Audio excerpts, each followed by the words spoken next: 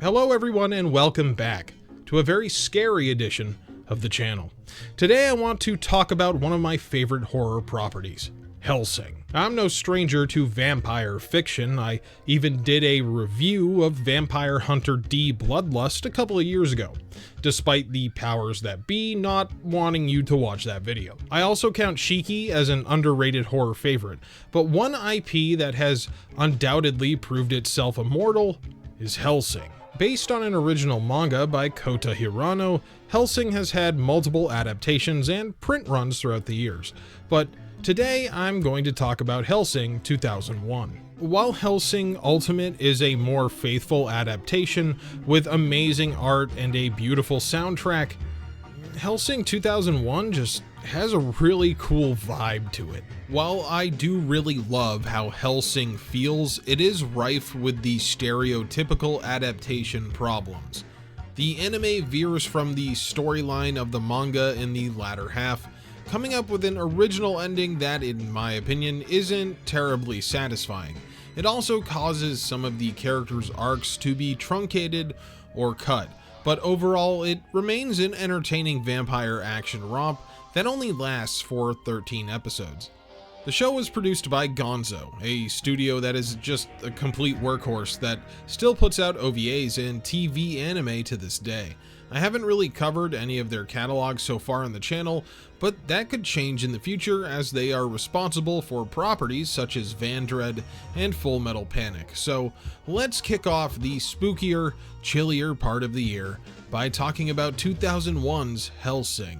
While Hellsing eventually diverges from its source material, the first episode is actually a pretty faithful adaptation of Hellsing's first chapter. We are introduced to England's Hellsing organization, headed by Sir Integra Wingate's Hellsing, a pantsuit-wearing badass bitch with an actual seat at the round table. Integra's organization is old and fields platoons of loyal soldiers to combat vampires, and make sure that the regular citizenry is never exposed to creatures of the night. Among those soldiers is one agent in particular that is trusted to carry out the most dangerous orders, taking out the most powerful creatures. Allucard is the vampire in the striking red coat and hat, an immortal being with dark and bountiful power.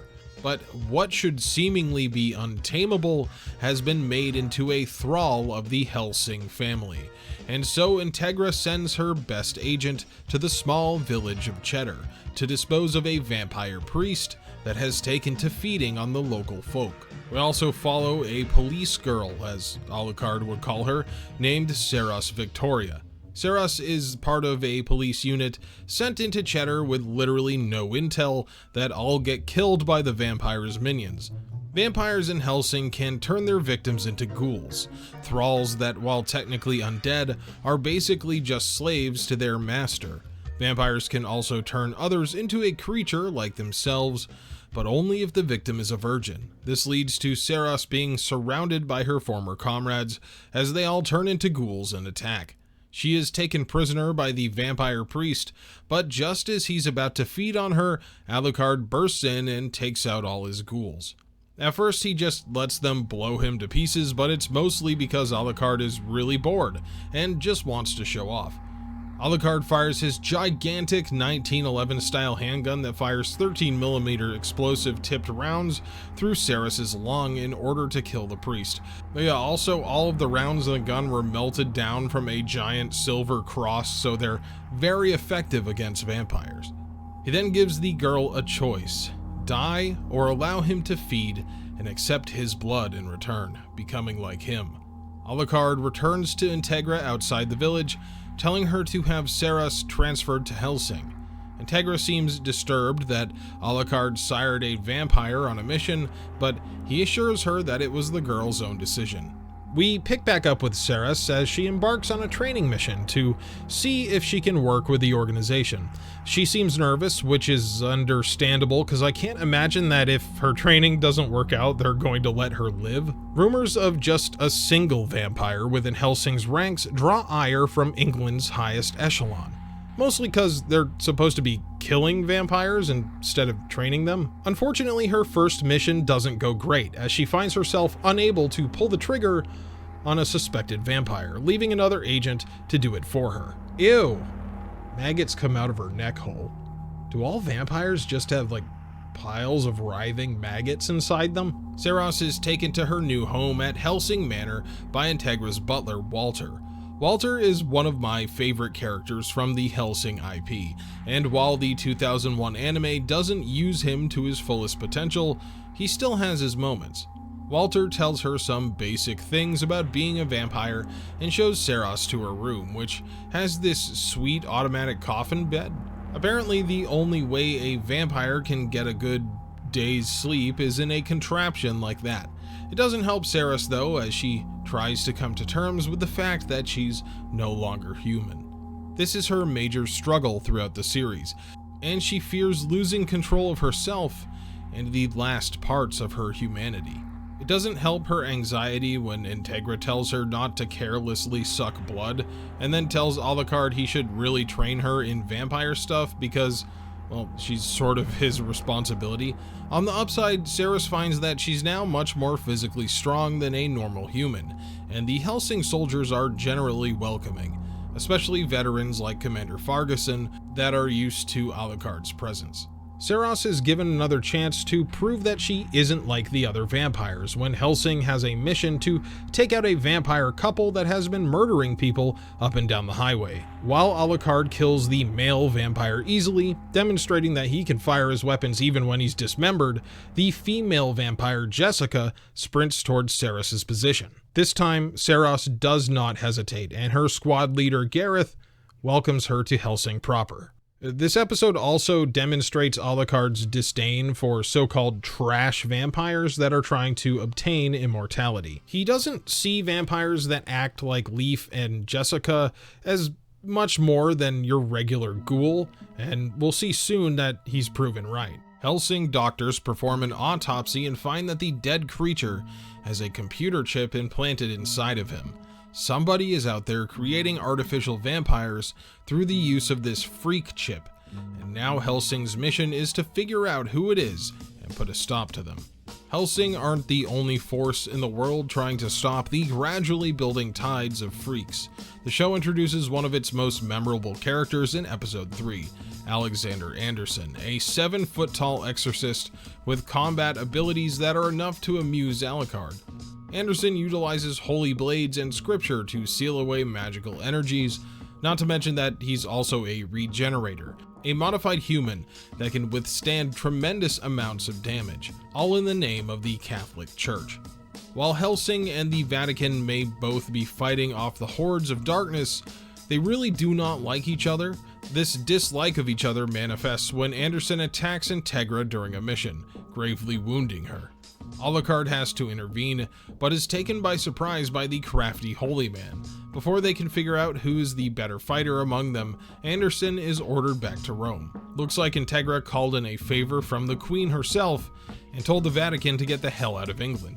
Saros struggles with drinking any blood, even the chilled and donated blood that the Hellsing organization provides for her. This leaves her in a weakened state, and after the battle with Anderson, Allucard actually offers her a taste of his own blood. If a servant vampire drinks the blood of their master, they are set free from their patron's will. Saros still clings to her humanity too heavily to accept, and just can't do it. Also, Gareth was killed by Anderson during the battle, and this heavily weighs on Saros, especially when her new unit leader is a transfer from the SAS named Stedler, who immediately sexually harasses her. Hellsing is made aware of a snuff film that has been trending online that appears to show a vampire feeding on a victim. To make this even worse, a figure can be seen standing in the background that appears to be wearing a Hellsing organization uniform. Integra demands that they find and stop the production of these films, as the existence of vampires and by extension their organization cannot be made public. I don't know, maybe if you work for a secret government shadow organization, you shouldn't wear patches with the name of the organization on your outfit? Alucard complains to Walter that he needs better weaponry to fight stronger vampires, then muses about alternate worlds to Integra. He gives her this big wolfish smile, and they did a really good job making Alucard intimidating pretty much all of the time in this show. Even when he's talking to his allies, it really feels like no one is safe around him. While Alucard is bound to her bloodline through magical means, sometimes you do kind of have to wonder if he's just going along with it for fun, which is a great compliment to the character writing.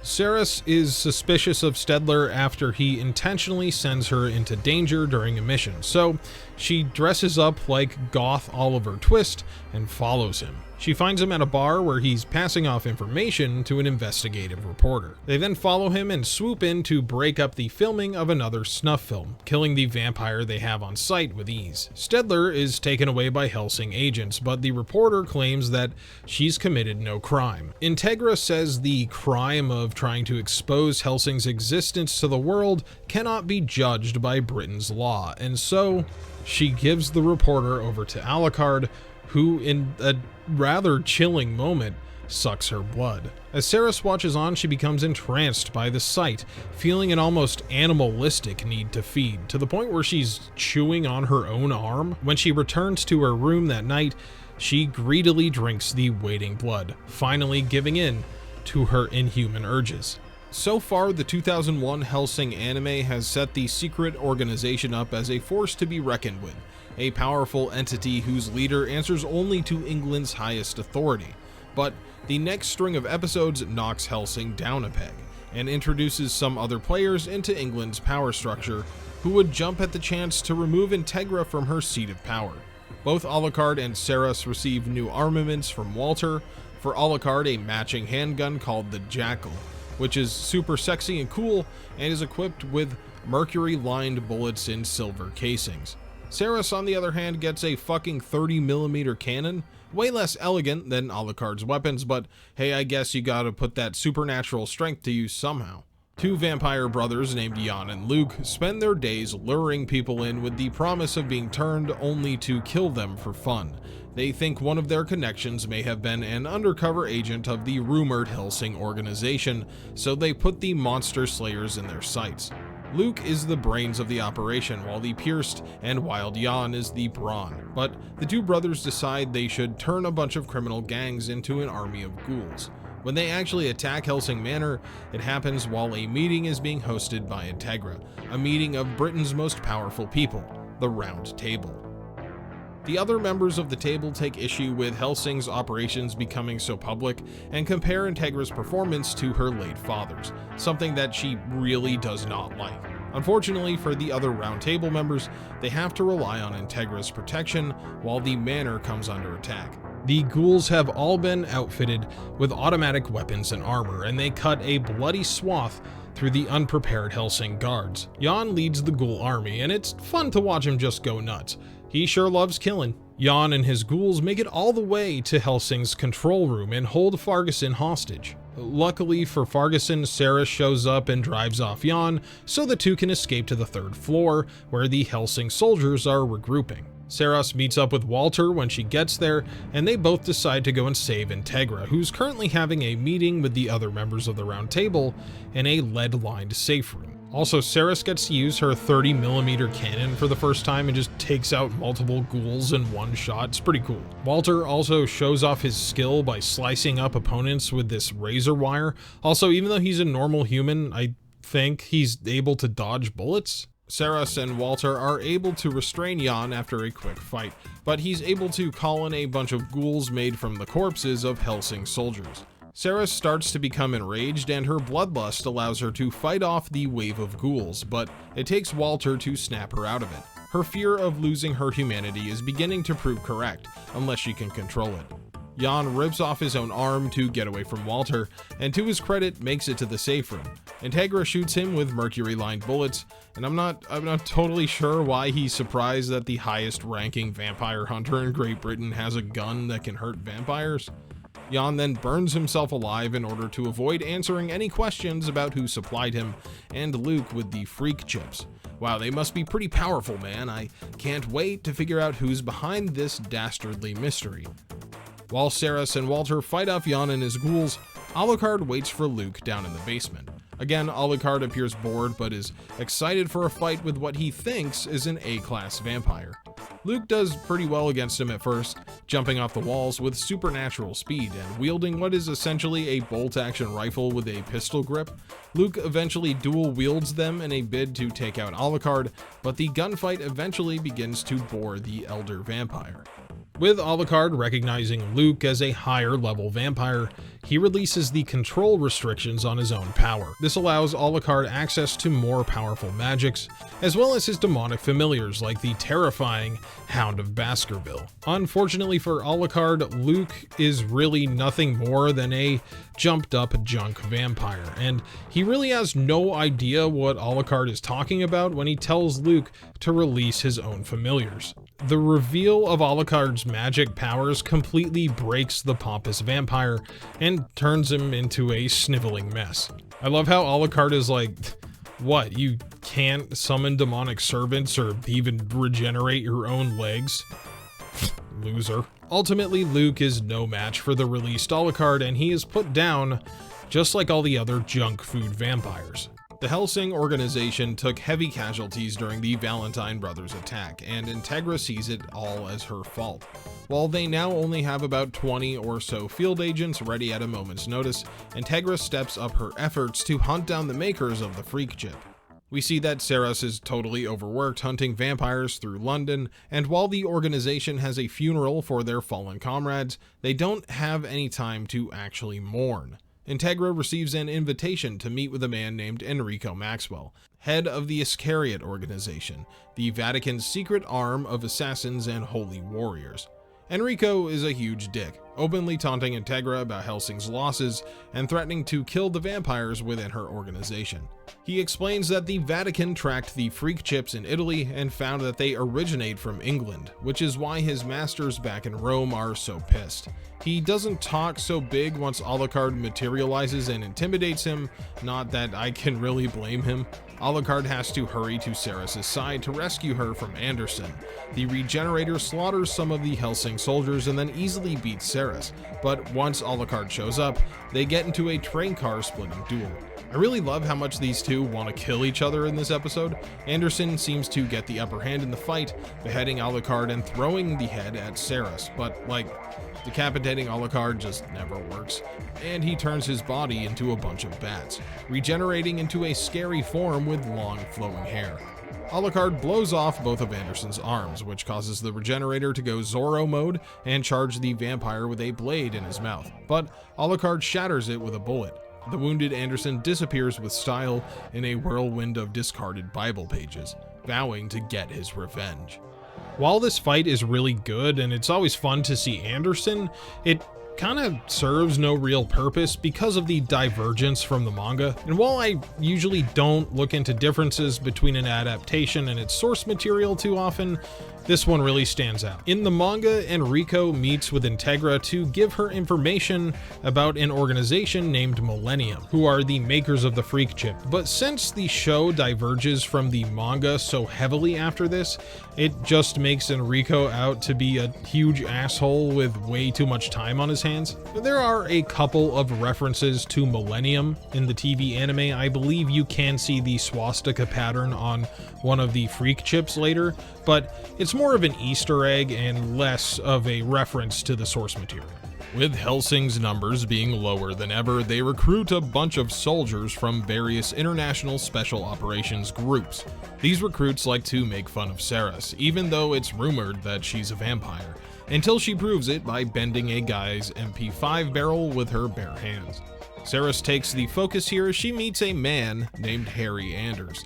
Ceres is still feeling torn between her duties as a Hellsing soldier and a vampire and her former life. She heads back to her apartment, seeing pictures of her father, a former policeman that she greatly admires. It's hard not to feel sorry for Ceres, as she really is the emotional core of the series. While Alucard is probably the most popular character that spawned out of the IP, I would say it's Ceres Victoria that is actually the main character, at least in this adaptation. Harry meets Ceres at her apartment, saying that he works for MI5 and knew her father from his time with the police. Harry requests Ceres' help with something and comes off as someone that knows what she is and who she works for, but isn't going to mention it if she doesn't. Harry takes her to talk with a vampire named Helena. Despite looking like a child, Helena is an old vampire who immediately knows that Ceres was sired by Alucard. Harry wanted Ceres to help talk to Helena, as the country's top scientists have studied the freak chip and believe that it could only be made with the help of an original vampire. Helena says that while a lot of her compatriots have been killed by Hellsing over the years, none of them would help give rise to a chip that creates a flood of imitation vampires. Harry thanks Ceres for trying to help him get the information, and then his car blows up right after he drops her off. Somebody high up enough to know the movements of an MI5 agent is connected to the conspiracy, and they have Hellsing in their sights. Integra has this weird hallucination where she's tied to a stake and shot by a bunch of men in military uniforms. Definitely not foreshadowing, nuh-uh. Allucard appears to dissolve the illusion, but it leaves Integra in a shaken state. Allucard, on the other hand, seems more excited than we've seen him for the entire show, saying that he can sense a strong enemy has arrived on the shores of England. For now, we only get a glimpse of the newcomer in Integra's vision, but its presence is felt heavily by the members of Hellsing.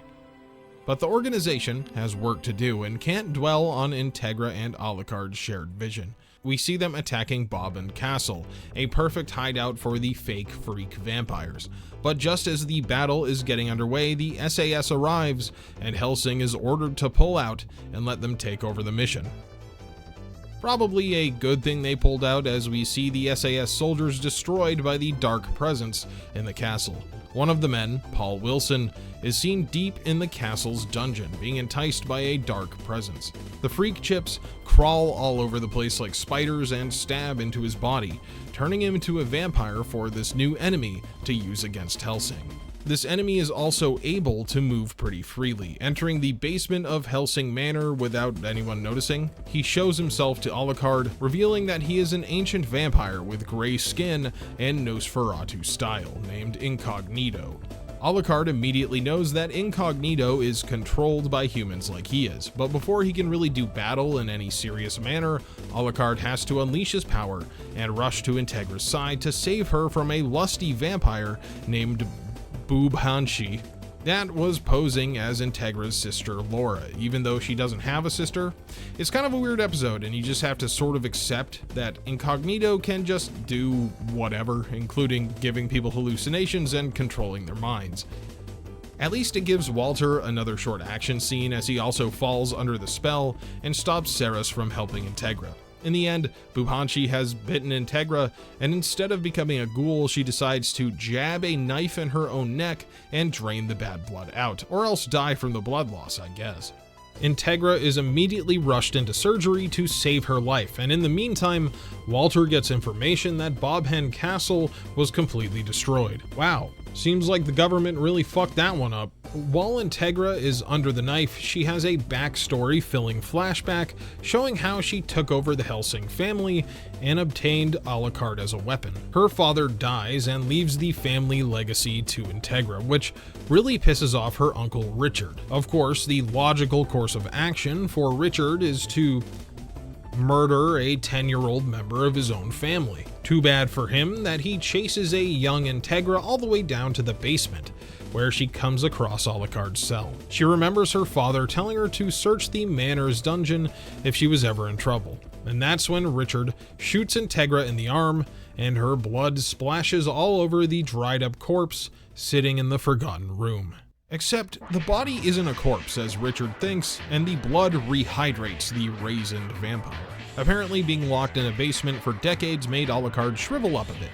The awakened Alucard protects Integra, but I always loved how it's the young Hellsing that pulls the trigger on old Uncle Charles, showing her conviction from a young age.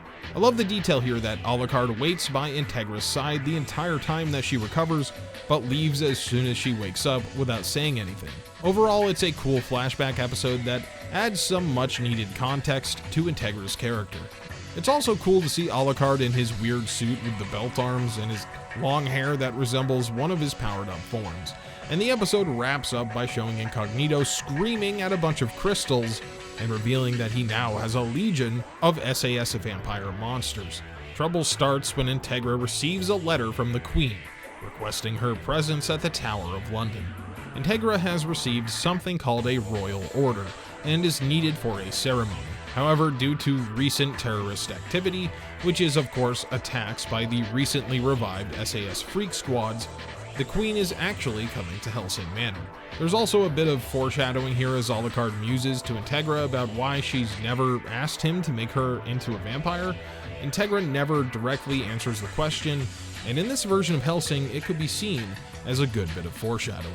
Saros keeps having visions of a man named Parker, one of the SAS soldiers who was turned into a vampire. Her visions are filled with a lot of blood, something that Saros has denied herself except for a few key moments in the show. She seems to deny this vision that's about her being a vampire and seeks out Helena for help. However, she finds the old manor empty until she comes face to face with Incognito, who's just killed the childlike vampire. Saros shoots him and it does nothing to his powerful and ancient body, but Helena's old blood is too much for him to handle, and her head begins to morph out of his body. It's pretty gross and also really fucking cool. Incognito cuts off the Helena head and throws it at Saros before just sort of leaving because he's had enough for today. Helena tells Saros not to mourn her and leaves her with the advice of listening to Allucard and to destroy Incognito. Meanwhile, the SAS freaks finally show themselves and attack the decoy ceremony at the Tower of London. Integra dispatches Ferguson with all of Hellsing's remaining soldiers to the tower to defeat them, but soon after Walter gets information from his informants that the Queen has turned on the Hellsing organization and the Tower of London is a trap. Walter explains that the Round Table have become too wary of the non-humans serving within Hellsing and have decided to out them completely. Remembering Integra's interaction with the Round Table during the Valentine brothers attack, it feels like a betrayal that has been in the works for a while. And of course, an organization with its own private army that also harbors vampires is the perfect scapegoat for England's failure to find the makers of the freak chips. So now not only are the Hellsing soldiers getting worked over by the SAS freak squad inside the Tower of London, but they're also surrounded by government police on the outside. Saros tries to make it to the scene quick enough to warn Commander Ferguson, but he's shot to death on live TV, which is probably not a good look. Saros retrieves her giant rifle, saying her goodbyes to the dead Ferguson and licking his blood for good luck, I guess. Also, I love how no one here is willing to take a shot at her to try and stop her. At the very least, Alucard is able to just sort of walk around the Tower of London, killing freaks very easily. Also, Pickman, one of the reliable Hellsing newcomers, is still alive and does pretty well for a normal human, especially because the former SAS guys aren't normal ghouls. They are a half-bat type of vampire thrall that Incognito made. They aren't really explained any further by the anime, but they look pretty cool, and they're way more effective than the normal ghouls, as they retain their human intelligence. Pickman finally bites the dust when he's shot in the gut, and instead of bleeding out, he asks Alucard to mercy kill him. Alucard happily obliges as he's all too happy to kill a human, but he leaves his signature red hat with Pickman as a sign of respect. Another really cool moment displaying that Alucard is a pretty deep character with complicated feelings towards his keepers in the Hellsing organization. Alucard comes across Incognito and releases his power restrictions for the final battle. While the two original vampires fight, they seem relatively evenly matched, until Alucard is able to get the upper hand and demands to know the name of Incognito's master. But the freaky creature has actually trapped Alucard with a magic seal that fires a bunch of energy and cuts him up, as well as cutting Saros, who has just shown up to help. Saros is far more wounded by the attack than Alucard, but at least she's able to provide him with some extra ammo, which he promptly uses to blow off Incognito's head. The apparent victory is short-lived though, because Incognito's head kind of reappears, and then he shoots all of the bullets back out of his own cranium, which destroys Alucard's gun and riddles him with silver bullets. Incognito assumes Alucard is dead when he melts into a puddle of goo on the floor, but every time we've seen him do that, everyone else is like ultra fucked. Before Alucard melts away, he tells Seras that she should have taken his offer to become a free vampire. I think it's an interesting point that this scene is the only time where Alucard calls Seras by her name instead of police girl. Seras tries to drink up Alucard's blood, but is told by Incognito that it's too late. Now she can never become more than a servant vampire. Luckily for Seras, Incognito has more important plans and he just sort of leaves her there again. This is the second time Incognito has had the chance to kill her and he just doesn't for seemingly no reason. While I like his overall design, as a villain, Incognito makes some baffling decisions. His plan for destroying London is pretty cool and full of spectacle, but the details definitely go by a rule of cool, and it's just a pretty stark contrast to how villains were treated at the beginning of the series. So Incognito's big plan is to summon the demon Set to destroy the city, which looks like this big, cool lightning snake. Integra and Walter were able to escape the surrounded Hellsing Manor via helicopter, but they are brought down, and when Integra wakes up, she's been captured by Incognito, who plans on using her in an incantation. He says he will eat her body to gain enough power to contain the demon Set. I mean, I like the concept, but did he plan on Integra escaping Hellsing Manor and making it to the Tower of London? What if she died in the helicopter crash? And I'm kind of assuming that Incognito specifically needs Integra for the incantation, because otherwise he could have just used Seras, who was already there and completely helpless. It just sort of starts to fall apart a bit when you think about it. Integra calls out to Alucard, allowing him to release his control to level 1, which is the level that requires both him and his master to access. At first it appears like she gets no response, but then we see the blood from all of the corpses is being drawn to Alucard's body. Alucard's magical seal spreads out over the entire city basically, and Seras wakes up to find her master's head gone. But he's alive again, and in his really cool long hair form, Alucard goes to the tower's rooftop to confront Incognito. And, hey, you want some free vampire cred? Appear out of nowhere and just grab the fucking moon. No one's gonna talk shit to you after that. Alucard and Incognito clash in a final battle, with Incognito taking on the power of Set. I guess he didn't need to eat Integra's body after all. In the end, Alucard's full power is way too much for the other to handle, and Alucard is able to fire a huge silver cross out of his half-ruined gun to impale and kill Incognito. He sees Alucard illuminated by a flash of lightning as he dies, and it gives the audience a little peek at Alucard's Vlad the Impaler form.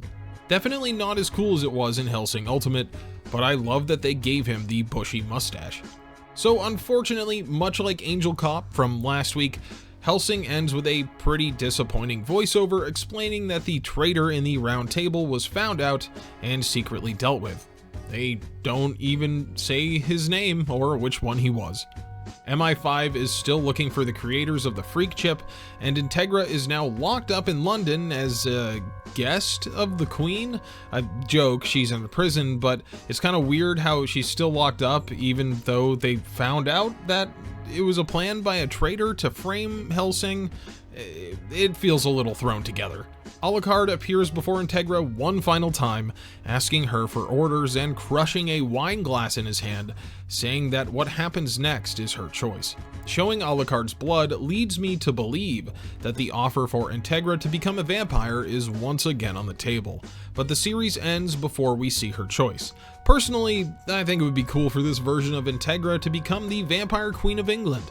Why not? And that was the story of Hellsing 2001. Honestly, I did really enjoy this series, but it is by no means as good as the manga, or even Hellsing Ultimate, which is probably what I would suggest a new viewer to watch first. Hellsing 2001 is definitely a vibes-powered show, and there are better ways to consume this story, but none that will give you the atmosphere of the 2001 anime.